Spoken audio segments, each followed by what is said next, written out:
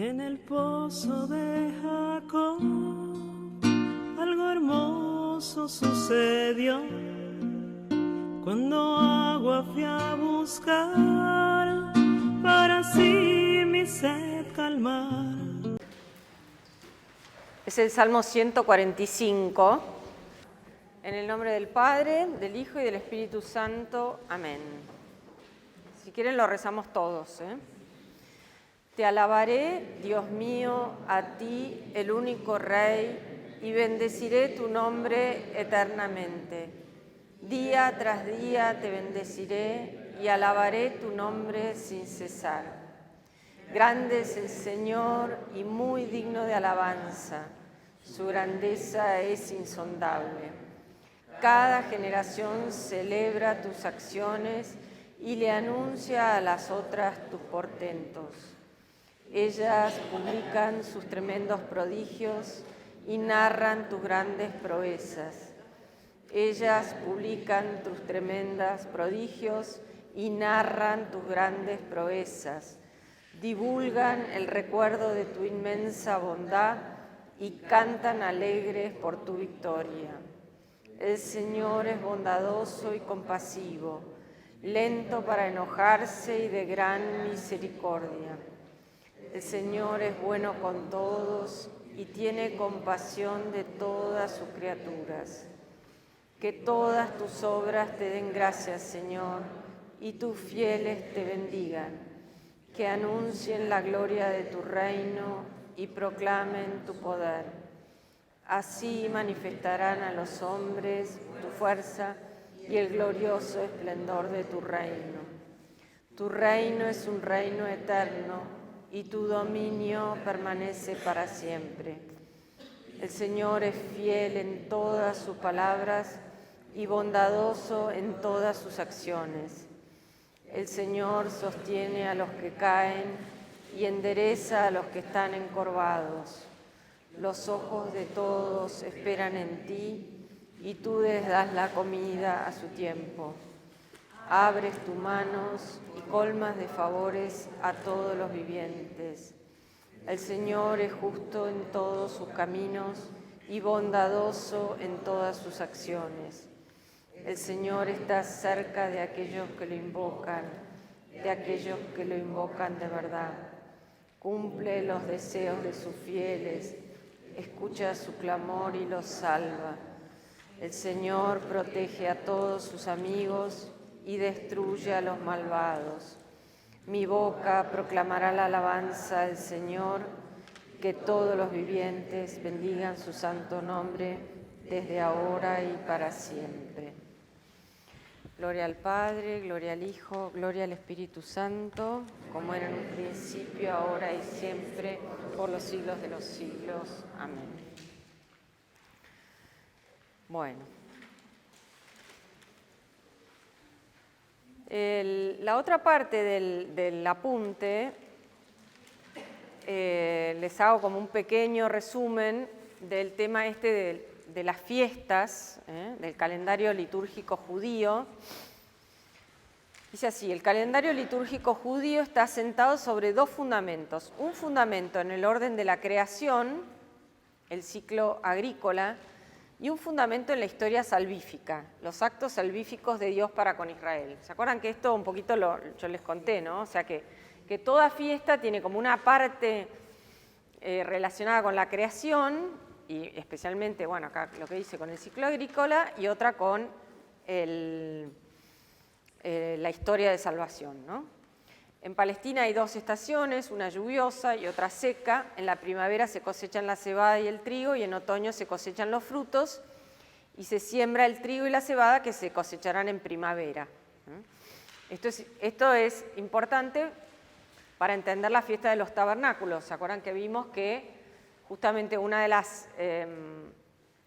los ritos es este rito del agua que pide la lluvia con Israel, para, digamos, que llueva para que puedan sembrar, Y a su vez, como también vimos, está relacionada con esto de el templo como fuente, como esta agua que brota. En realidad está hablando del templo escatológico, del templo que va a ser, Acuérdense que la profecía de Ezequiel y de Jeremías que leímos están dadas después de la destrucción del templo. Es decir, Ezequiel profetiza en Babilonia, el templo ya ha sido destruido y tiene esta visión de que esta agua que sale del costado del templo y que sana todo, ¿no? Bueno, y entonces es como una fiesta también por la renovación del templo, ¿eh? Ellos tenían conciencia de que el templo tenía un problema, ¿eh? O sea, que todo este culto sacrificial como que se estaba agotando, ¿eh? Bueno, y entonces ahí tienen este pasaje del libro del Levítico, donde están descritas las distintas fiestas. ¿Eh? Sí, pero me oyen, ¿no? Sí, porque si no es como demasiado. ¿Eh? Sí. Bueno, y entonces, bueno, después las fiestas judías en el Evangelio de Juan, ¿no? Sí. No, esa es mía. No sé, está ahí.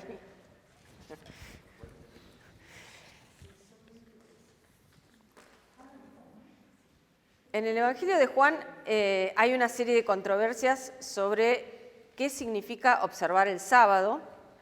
Se dan en los capítulos 5 y 7 y 9. Bueno, ya vimos bastantes cosas. Acá les puse una frase. Después el tema de la Pascua. ¿Se acuerdan que les dije que nosotros sabemos que Jesús predicó, digamos, tuvo una vida pública durante 3 años, porque en el Evangelio de Juan tenemos 3 Pascuas, porque en los sinópticos, que son los otros 3, solamente tenemos una Pascua, la Pascua donde Jesús muere, ¿eh? Bueno, después tienen la fiesta de Pentecostés, que está descrita acá, la fiesta de Sukkot, esta de las tiendas, tabernáculos, tiendas, bueno, el nombre en hebreo es Sukkot. Acá tienen la descripción de esto que hablábamos, ¿no? Cada mañana se celebraba el rito de la libación del agua. A ver, perdón. En los tiempos del Nuevo Testamento, estoy leyendo el segundo párrafo, Sukkot tenía características marcadamente mesiánicas y escatológicas. Cuando dice mesiánica significa de esta esperanza de que venía el Mesías, ¿no? Según el historiador judío Flavio Josefo, la fiesta era una de las solemnidades más santas e importantes y se caracterizaba por la alegría. Todas las noches el pueblo se congregaba en el atrio de las mujeres para presenciar la fiesta, mientras la ciudad entera quedaba iluminada por las grandes antorchas que se colocaban en los atrios del templo. La música, los cantos, las danzas se prolongaban durante toda la noche y cuando iba a asomar el sol, se celebraba un rito con el que se expresaba la adoración del único Dios y el repudio del paganismo de otros tiempos. Cada mañana se celebraba el rito de la libación del agua. Sacerdotes y levitas, acompañados por el pueblo, se dirigían a la piscina de Siloé para traer agua en un recipiente de oro. De regreso se formaba una alegre procesión que entraba a la ciudad por la puerta llamada del agua, que la tradición asociaba con la puerta por la que sale el agua de vida en la profecía de Ezequiel. Y se cantaba el Jalel. El Jalel son los salmos del 113 al 118, que son salmos también de alegría, ¿no?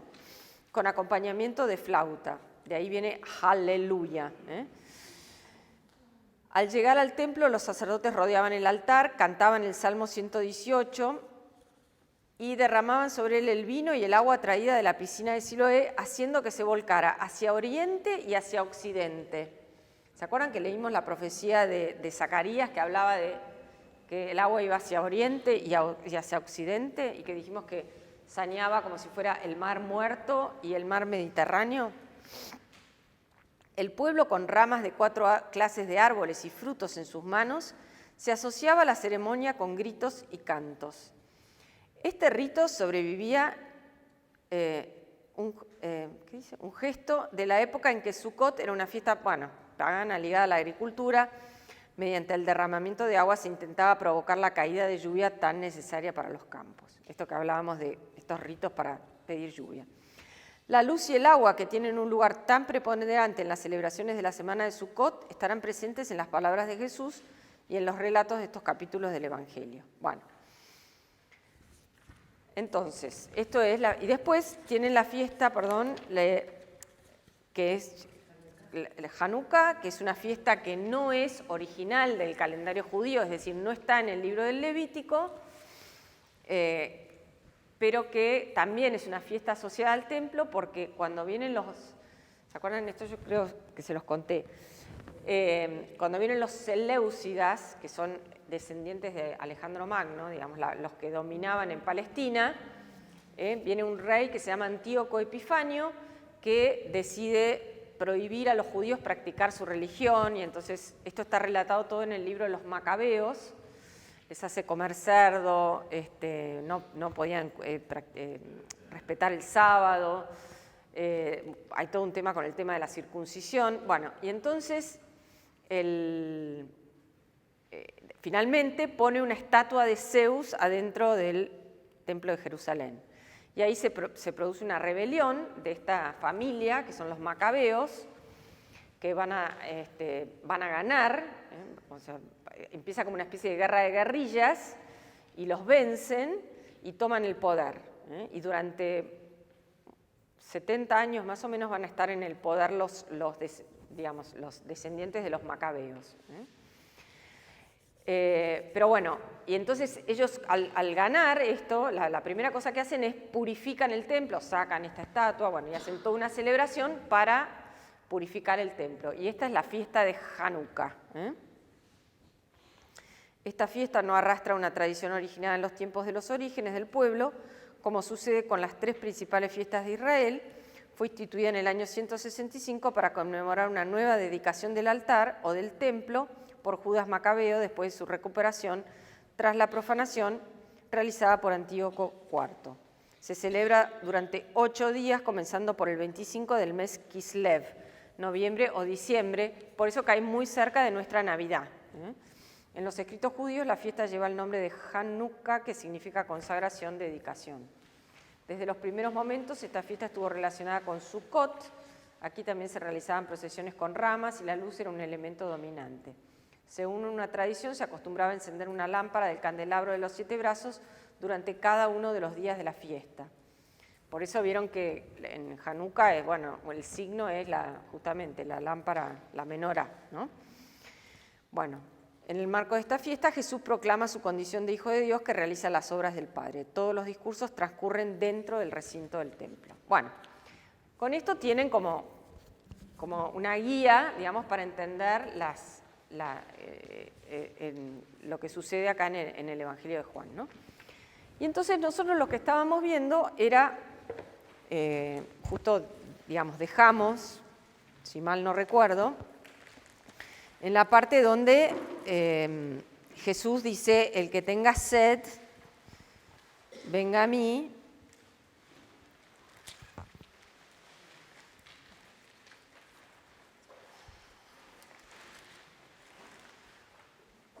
Perdón.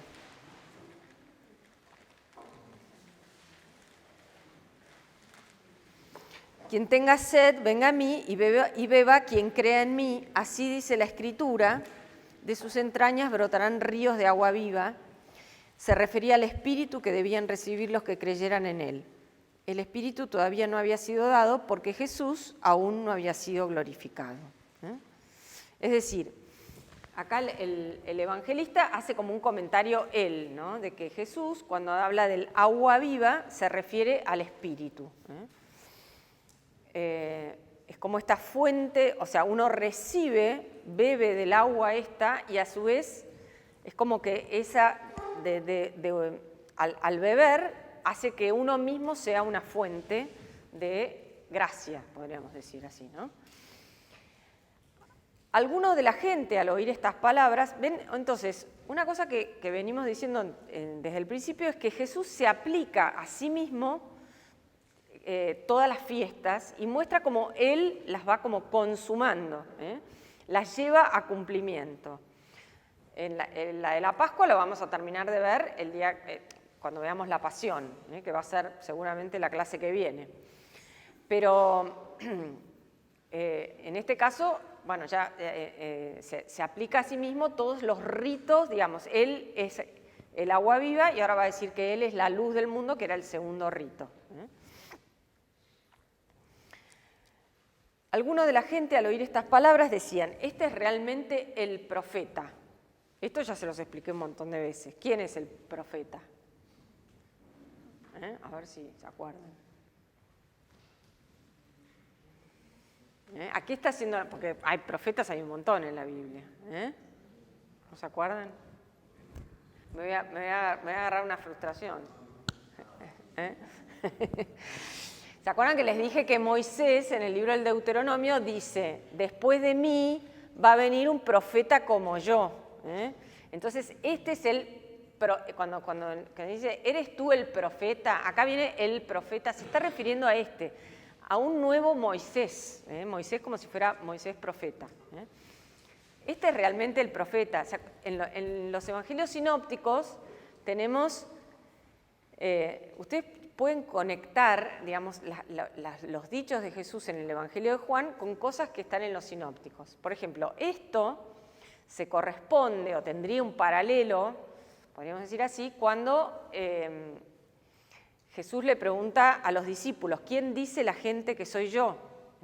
Entonces le dicen, unos dicen que sos el profeta, otros dicen que sos Elías. ¿Se acuerdan que Elías estaba esa como leyenda de que como Elías no muere, ¿no? Sino que es transportado al cielo? Bueno, los hebreos creían que Elías en algún momento iba a volver. Entonces, por ejemplo, en la celebración de la Pascua es común, todavía al día de hoy, se pone un plato por si vuelve Elías. Es como una especie de leyenda, pero bueno. Entonces, algunos decían que era Elías, otros decían que, bueno, entonces Jesús le dice a Pedro, y ustedes, les dice a ellos, ¿ustedes quién dicen que soy? Y Pedro dice, tú eres el Hijo de Dios, tú eres el Mesías, el Hijo del Dios vivo.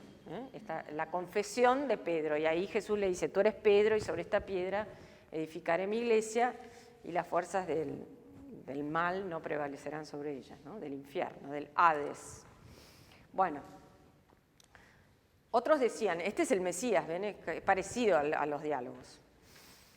Entonces, fíjense esto, ¿acaso el Mesías vendrá de Galilea? ¿No dice la Escritura que el Mesías vendrá de la descendencia de David y de Belén, el pueblo de David? Bueno, cuando nosotros en las primeras clases hablamos de que Juan es complementario a los sinópticos, una cosa que dijimos es que es como que eso digamos, una prueba de esto es que Juan habla de repente habla de cosas como si nosotros tuviéramos que saber de lo que está hablando. Por ejemplo, cuando ya nunca se habla en el Evangelio de Juan que Jesús elige 12 apóstoles. Y sin embargo, en un momento dado dice, y los 12 fueron para allá. Entonces uno dice, pero como uno sabe, y tiene como esta especie de Biblia dentro de la cabeza, de concordancia interna, dice, sí, los 12, no se detiene a pensar, pero ¿quiénes son estos 12? Porque ya sabemos quiénes son los 12. Bueno, y acá está jugando con esto que hablamos muchas veces de esta ironía dramática, que es cuando los espectadores saben algo y los protagonistas, digamos, los personajes de la historia no saben. ¿Qué es lo que nosotros sabemos por haber leído los sinópticos?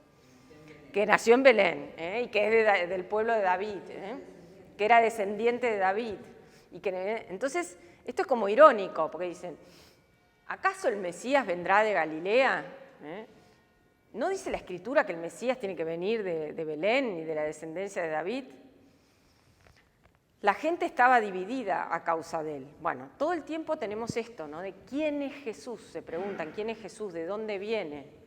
Nosotros, es como que, podríamos decir, Juan nos está tirando un centro, porque nosotros sabemos que viene de Belén, que nació en Belén y que es de la descendencia de David, pero lo sabemos por los otros evangelios, no porque Juan en ningún momento habla de que Jesús nació en Belén. Pero bueno, es como, nosotros tenemos que saber esto, ¿ven? Esta ironía dramática. Cuando los guardias volvieron y los sumos sacerdotes y los fariseos le preguntaron. Porque entonces, la gente estaba dividida a causa de él y algunos intentaban arrestarlo, pero nadie se atrevía a hacerlo. Ya hace bastantes capítulos, podríamos decir, que hay como una creciente tensión. Es decir, es sabido que a Jesús lo quieren arrestar y todo el tiempo es como que se escapa, digamos, se va, y eso no ocurre. Entonces, fíjense acá, algunos intentaban arrestarlo, pero nadie se atrevió. Entonces, cuando los guardias vuelven, porque, evidentemente tenían como orden de los sumos sacerdotes, los fariseos, hacer esto. ¿Por qué no lo han traído? Y ellos contestaron, jamás hombre alguno habló como habla este hombre. Replicaron los fariseos, ¿también ustedes se han dejado engañar? ¿Quién de los jefes o de los fariseos ha creído en él? Solo esta maldita gente que no conoce la ley. Nicodemo, uno de ellos, el que había acudido a Jesús en otra ocasión, le dijo, ¿acaso nuestra ley condena a alguien sin haberlo escuchado antes para saber lo que hizo? Le contestaron, ¿también tú eres Galileo? Estudia y verás que de Galilea no salen profetas. Y cada uno se marchó por su lado. Es decir, fíjense, Nicodemo es un personaje al que vemos que va como progresando en la fe.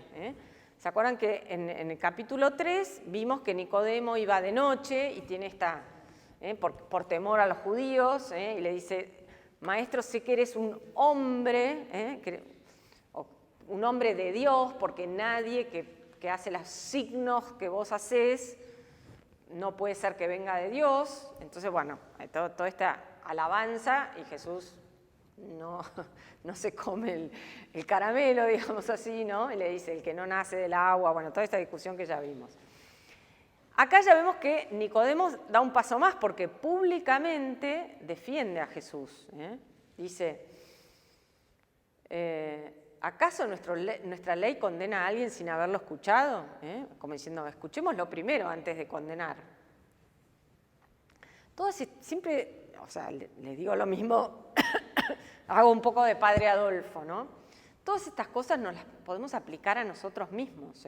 Nosotros somos Nicodemo, que admiramos al hombre Jesús, que no nos atrevemos a defenderlo de día, todas estas cosas. Cada uno se puede poner, digamos, en los zapatos de todos estos personajes. Y entonces le dicen, ¿también tú eres Galileo? Había grieta, podríamos decir así. Los galileos eran despreciados, porque era un pueblo que los consideraban medio paganos, porque no estaban en Judea, sino que eran parte, ¿se acuerdan de todo esto que hablamos a pesar de que no era Samaria, pero sin embargo era parte del reino del norte, de Israel, habían sido como mezclados, y a pesar de que muchos judíos se habían ido a vivir o se habían asentado en Galilea, era como una región que estaba al borde del paganismo. Entonces, y los que habitaban en Jerusalén eran la élite, la crème de la crème, como se dice. Entonces, vos sos Galileo, estudiá y verás que de Galilea no salen profetas. Y cada uno se marchó por su lado. Y después el Evangelio nos pone el episodio de la mujer adúltera, que yo no lo voy a explicar porque es muy sencillo, no tiene doblez. Y en realidad está como, hay mucha discusión, algunos dicen en realidad esto lo escribió San Lucas, si ustedes agarran un libro que estudia, digamos así, la Biblia, hay como muchas opiniones de que esto en realidad no es un texto de Juan, que el lenguaje es más de Lucas, pero la cuestión es que todos los manuscritos lo tienen como que es de Juan, así que yo no lo voy a discutir eso. Pero sí me interesa seguir, porque está como en el medio de la fiesta de los tabernáculos, ¿eh? Y es muy sencillo de entender, cualquiera no es que necesitamos explicarlo mucho, ¿eh? Fíjense que de vuelta ven que Jesús retoma el rito, ahora es el rito de la luz, ¿eh? De nuevo les habló Jesús: yo soy la luz del mundo, quien me siga no caminará en tinieblas, sino que tendrá la luz de la vida. Esto, no sé si ya se los expliqué o no, que se corresponde a este, bueno, un poco lo leímos acá, que de noche hacían unas gigantescas lámparas, unas gigantescas menoras, estas lámparas grandes, y las ponían en el patio de las mujeres. Me olvidé el marcador, así que por eso no estoy escribiendo en el pizarrón. Las ponían en el patio de las mujeres, las encendían, y creo, no sé si ya les dije, porque como doy este curso en otro lado, me confundo lo que dije en uno y en otro, ¿no? Pero que hay una cosa simpática, podríamos decir así, que el pabilo se hacía con la ropa interior descartada de los sacerdotes, la que ya se dejaban de usar ese año, con eso hacían el pabilo, y lo mojaban en aceite, lo encendían, y bueno, tenían estas gigantescas lámparas, en una ciudad donde no hay luz eléctrica, todo el templo, todo el santuario era de oro, entonces toda la luz resplandecía. La piedra de Jerusalén es una piedra blanca, con lo cual resplandece con estas lámparas, ¿entienden? Y bueno, era como que toda la ciudad, a lo mejor es exagerado, pero Flavio Josefo dice que toda la ciudad quedaba iluminada. Bueno, supongamos que todo esto, en el medio de una oscuridad total, tenemos como estas luces impresionantes. ¿Y Jesús qué dice? Yo soy la luz del mundo. Le dijeron los fariseos: tú das testimonio a tu favor, tu testimonio no es válido. Jesús le contestó: aunque doy testimonio a mi favor, mi testimonio es válido, porque sé de dónde vengo y a dónde voy. En cambio, ustedes no saben de dónde vengo ni a dónde voy. Ustedes juzgan con criterios humanos, yo no juzgo a nadie. Y si juzgase, mi juicio sería válido, porque no juzgo yo solo, sino con el Padre que me envió. Y en la ley de ustedes está escrito que el testimonio de dos personas es válido. Yo soy testigo en mi causa, y es testigo también el Padre que me envió. La ley judía decía que tenía que haber dos personas en cada juicio, digamos, cualquier cosa que se dijeran, fulano hizo tal cosa, tenía que haber dos testigos. Jesús está diciendo: yo soy testigo y el Padre. Y en realidad él lo que todo el tiempo va a decir es: lo que atestigua que yo digo la verdad son mis obras, lo que yo hago, los signos estos que hago. Eso es como el testigo. Le preguntaron: ¿dónde está tu Padre? Ustedes no me conocen, ni a mí ni a mi Padre. Si me conocieran a mí, conocerían a mi Padre. Bueno, sigue la discusión, que es larga, pero yo me quiero concentrar en el capítulo 9, que es el de la sanación del ciego de nacimiento. ¿Por qué? Porque en este signo que Jesús hace, es como que Él muestra acá cómo Él es la luz del mundo.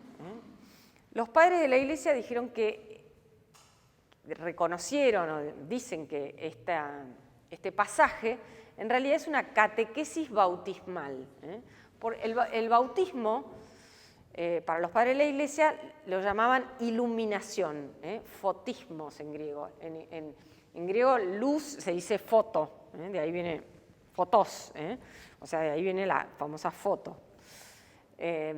Bueno, entonces lo que tenemos que mostrar es qué significa esta curación de un ciego de nacimiento. Este sí que vale la pena como desmenuzarlo un poco más. Y de alguna forma nos revela en qué sentido Jesús es la luz del mundo, ¿no? Lo voy a leer en esta traducción porque me gusta más. Bueno, entonces lo que vamos a ver, ¿en qué sentido Jesús es la luz del mundo? En el sentido de que cuando, esto que hablábamos, ¿no? De que las personas que hacen como algo malo, se esconden de la luz. Es como que evitan ponerse en evidencia, quieren salir de la luz. Entonces lo que nosotros vamos a ver es que en el ciego hay un camino progresivo, de la ceguera a la luz, al ver, porque siempre, o sea, luz es ver, eso es muy importante captar. O sea, la luz me sirve para ver.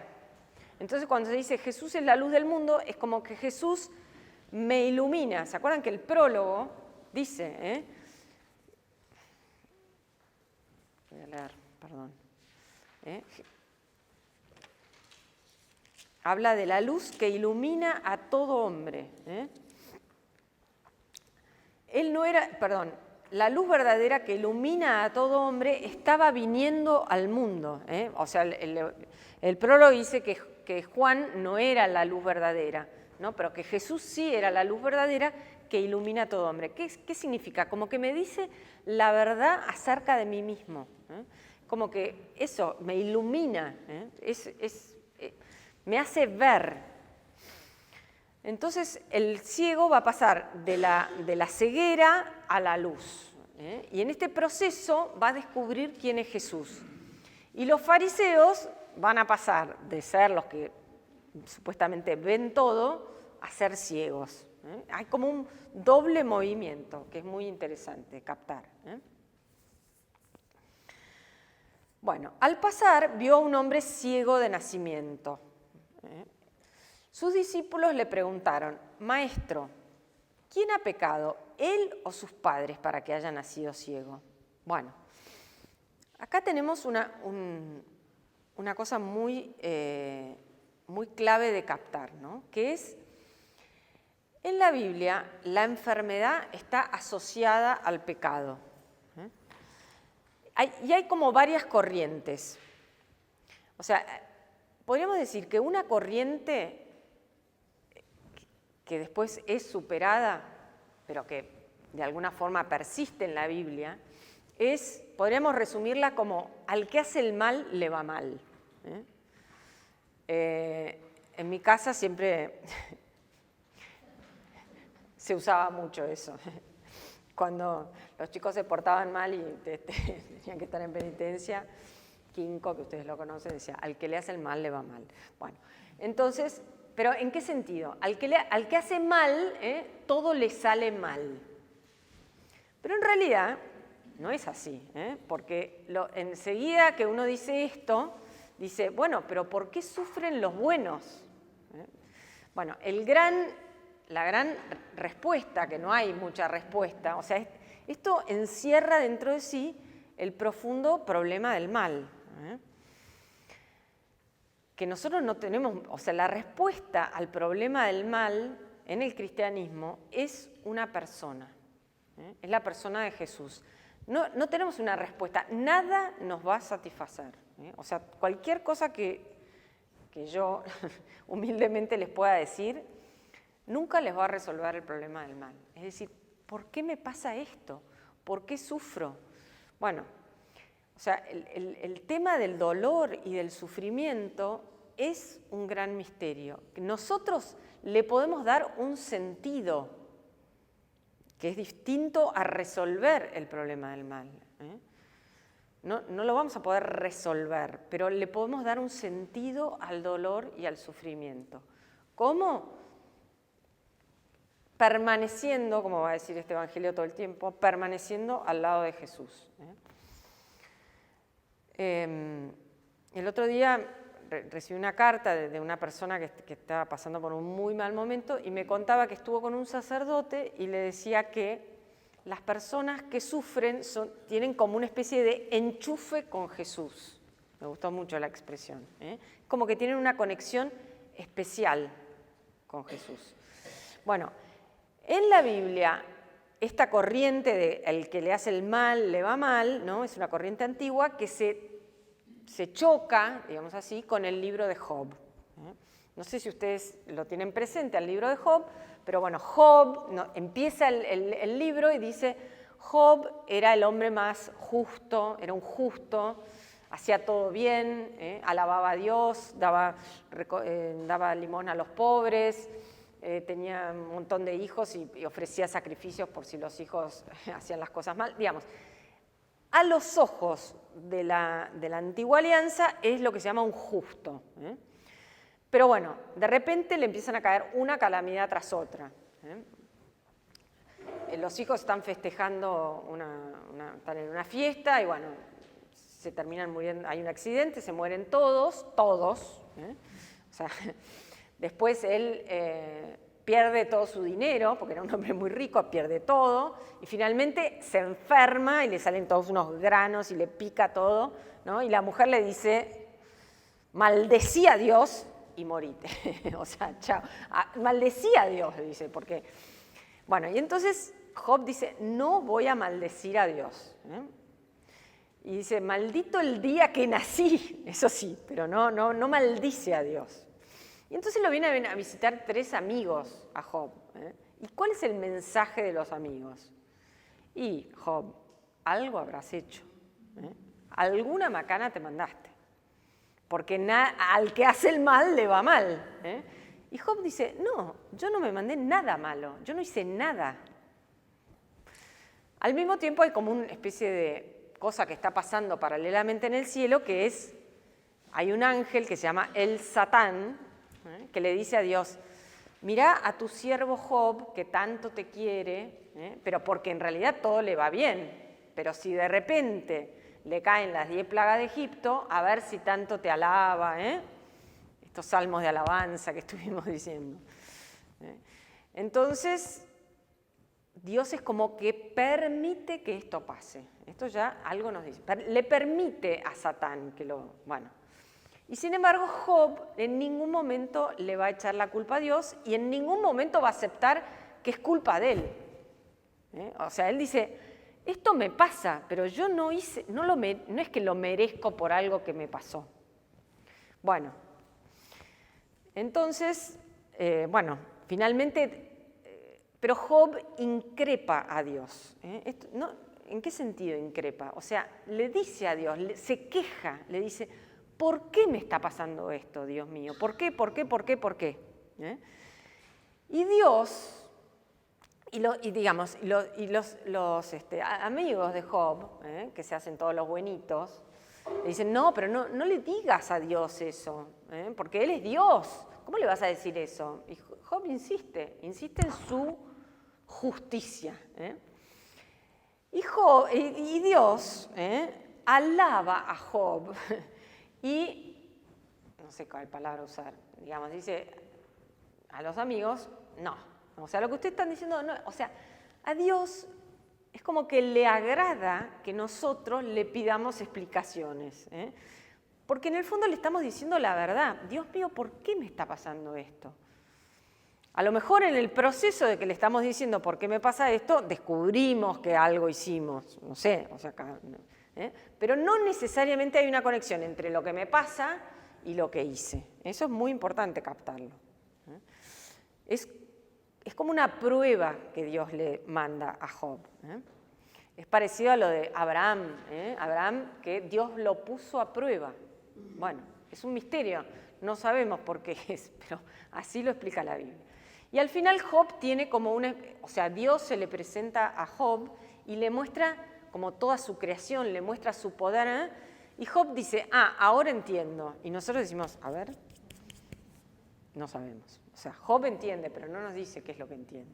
O sea, entiende el poder de Dios, la omnipotencia de Dios, y en el fondo entiende la providencia de Dios. Pero esto no quiere decir que a nosotros nos dé una increíble tranquilidad. Nosotros tenemos que confiar, pero no vamos a tener la respuesta al problema del mal. Bueno. Con todo este prólogo un poco largo, vamos a ver esto, ¿no? Le dicen, ¿quién pecó? ¿Él o su madre? Muy sueltos de cuerpo. Ni él ni sus padres han pecado, respondió Jesús. Nació así para que se manifiesten en él las obras de Dios. Esto de que decía el sacerdote a esta amiga mía que estaba pasando este momento tan terrible, le decía como este enchufe, esta conexión con Dios. A través tuyo se manifiesta las obras de Dios. Bueno, a veces uno quiere decir, bueno, no me interesa que se me manifiesten las obras de Dios, pero bueno.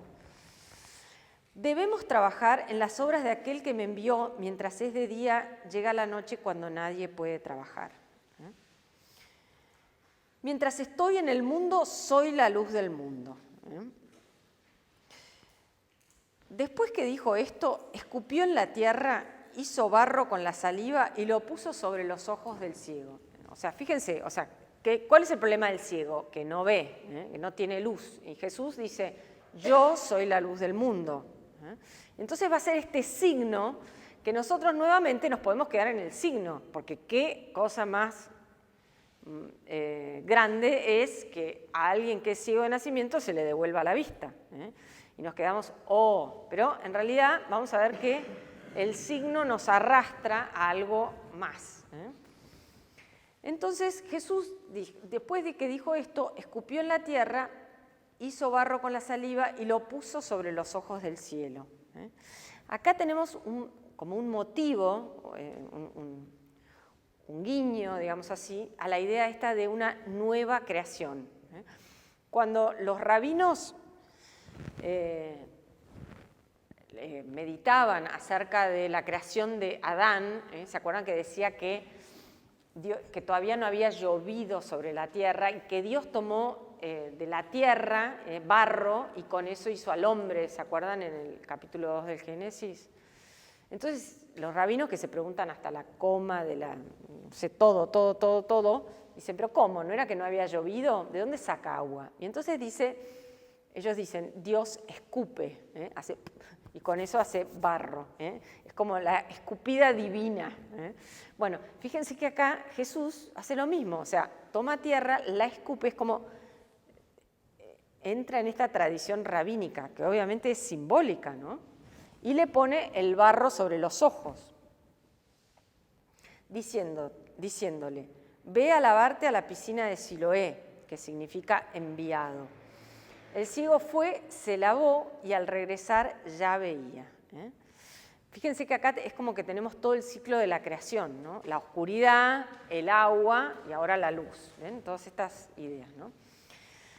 El hombre se va a lavar a la piscina de Siloé, que estaba alimentada por el río Gihón.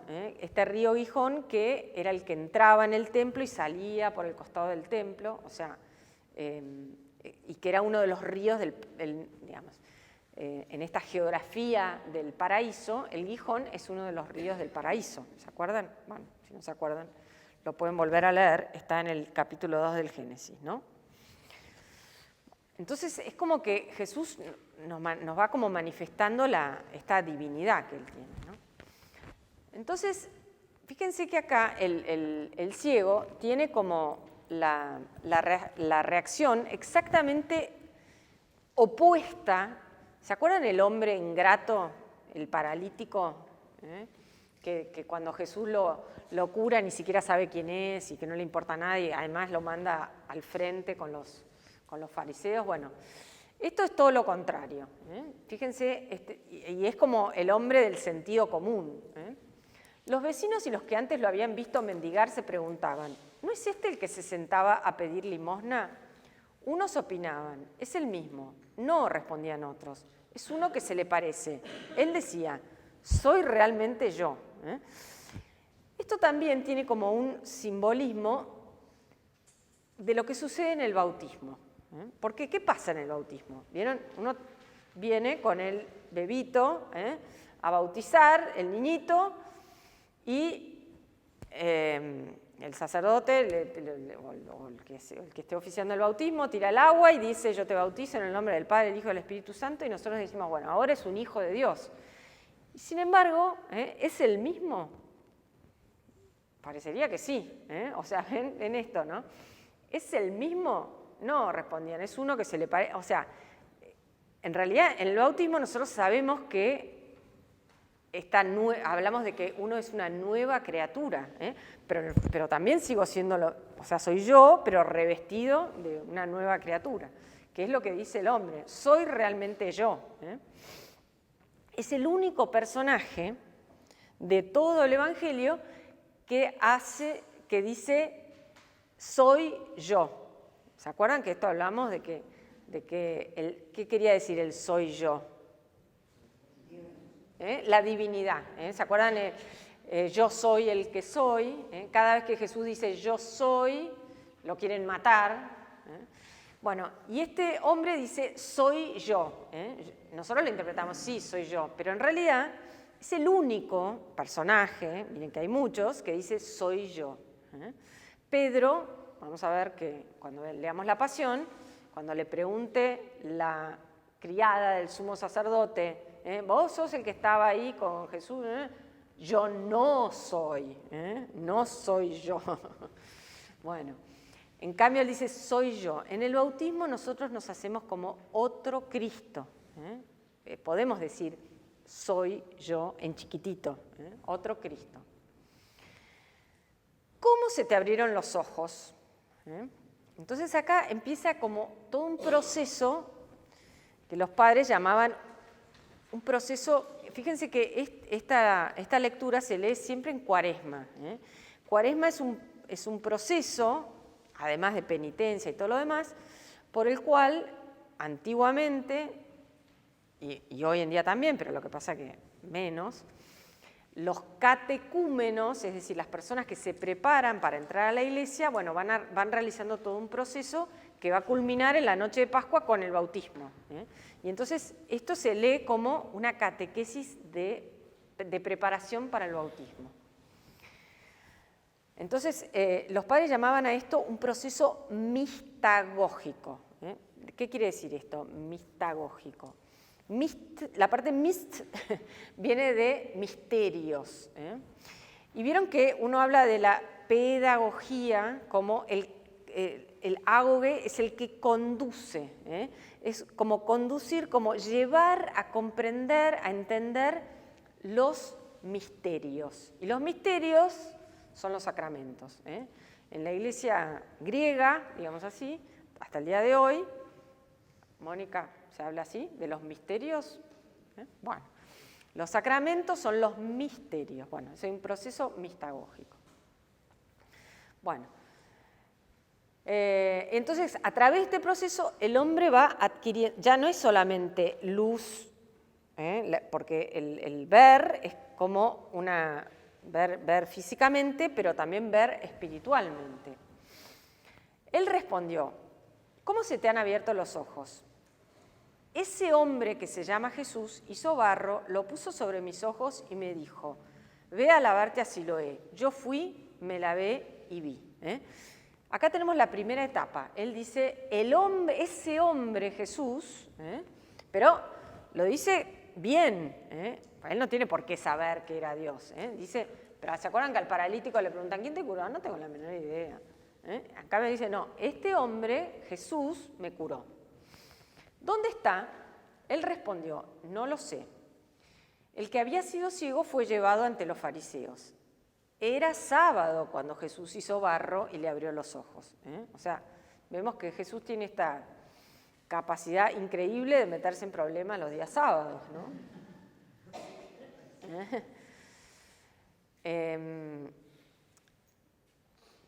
Hablamos muchas veces de esto, ¿no? El sábado como el descanso del hombre. El sábado es el día en el que se hace esto que los judíos llaman el shalom, la paz, la armonía entre el hombre y Dios, entre el hombre. Todo esto que se rompió en el paraíso, el sábado aspira a recrear el shalom. Entonces es como que Jesús lo devuelve a esta armonía original al ciego, ¿no?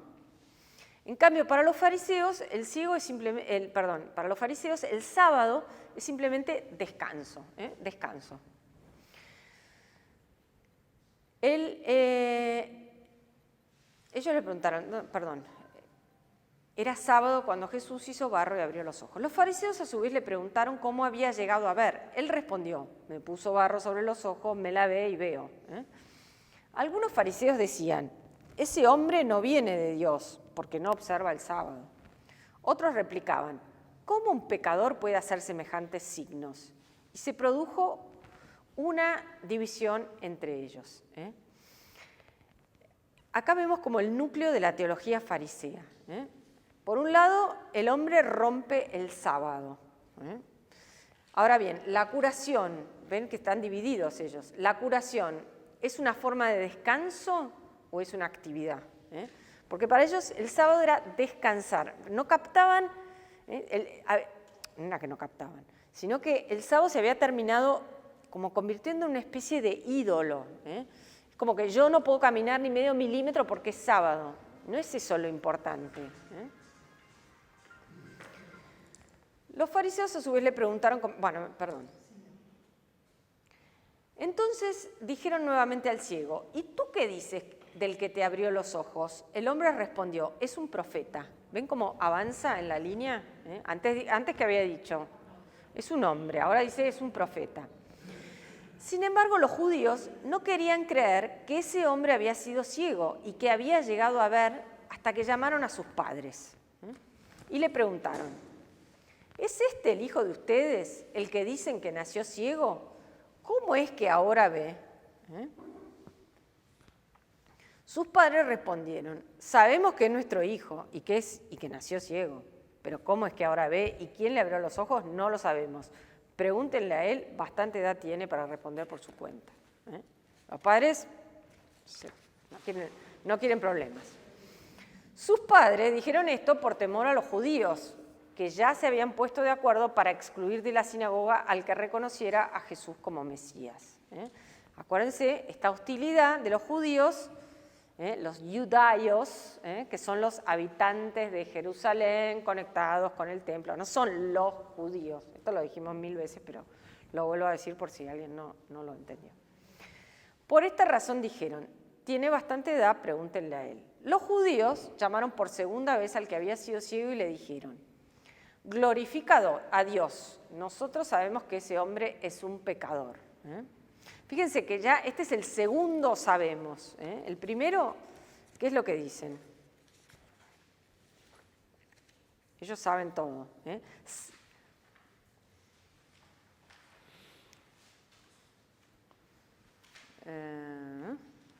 Bueno, no lo veo.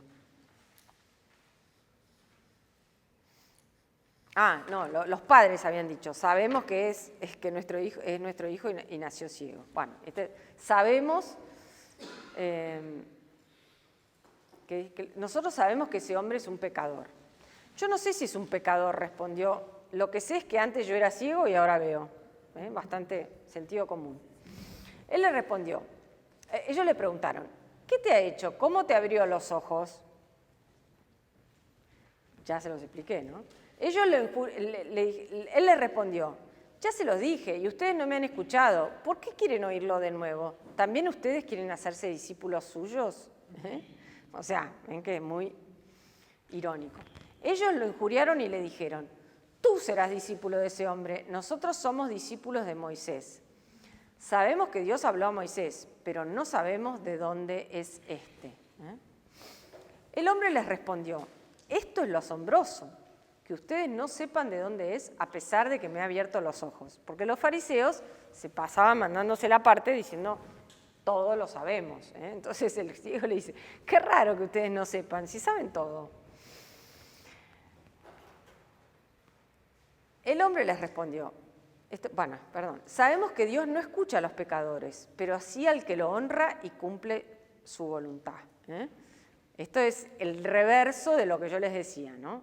El que hace el mal le va mal, este es el reverso, el que hace el bien le va bien. Dios no escucha a los pecadores, pero sí al que lo honra y cumple su voluntad. Nunca se oyó decir que alguien haya abierto los ojos a un ciego de nacimiento. Si ese hombre no viniera de Dios, no podría hacer nada. Ellos le respondieron: ¿tú naciste lleno de pecado y quieres darnos lecciones a nosotros? Y lo echaron. Jesús se enteró de que lo habían echado y al encontrarlo le preguntó: ¿crees en el Hijo del Hombre? Él respondió: ¿quién es, Señor, para que crea en él? Jesús le dijo: tú lo has visto, es el que te está hablando. Entonces, fíjense, él exclamó: creo, Señor, y se postró ante él. O sea, lo adora, lo reconoce como Dios. Entonces, ven cómo tenemos este proceso de el hombre que era ciego, Jesús lo cura y el hombre dice: un hombre me curó, después dice: es un profeta, y finalmente lo reconoce y lo adora. Después Jesús agregó: he venido a este mundo para un juicio, para que vean los que no ven y queden ciegos los que ven. Los fariseos que estaban con él oyeron esto y le dijeron: ¿acaso también nosotros somos ciegos? Jesús les respondió: si ustedes fueran ciegos no tendrían pecado, pero como dicen vemos, su pecado permanece. Entonces, ¿ven este doble proceso? El ciego que va de la ceguera a la luz, y los fariseos que van que son supuestamente los que ven todo, a no ver. Pero no podríamos decir que es como una ignorancia culpable, porque como que tienen toda la evidencia, nadie puede venir de Dios si no hace estos signos, o sea, se hacen todo ese razonamiento, pero nunca terminan de dar el paso. Si ustedes fueran ciegos no tendrían pecado, pero como dicen vemos, su pecado permanece. Bueno, acá estoy viendo que llegó el padre Adolfo. Y bueno, quiero pasar algunos avisos parroquiales. La próxima vez vamos a ver una pequeña introducción y vamos a ver la pasión. Y después, la última clase, vamos a ver algunas escenas de la resurrección. En el pozo de Jacob algo hermoso sucedió.